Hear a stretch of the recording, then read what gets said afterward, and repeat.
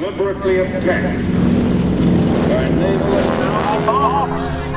24,000 transport planes, 58,000 trainers, 22 aircraft carriers, over 1,000 other floating ships.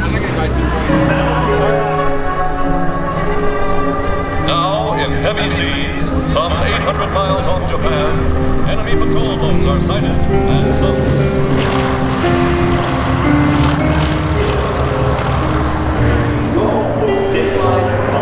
In Europe initially.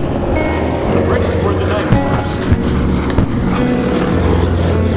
In the early days of World War II, that bombing strategy was generating massive carnage in the skies over Western Europe.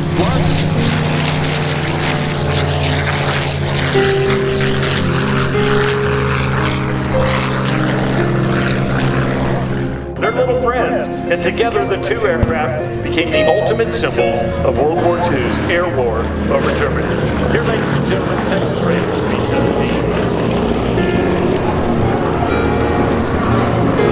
We have some captains of aircraft up there today. We've got B-51s.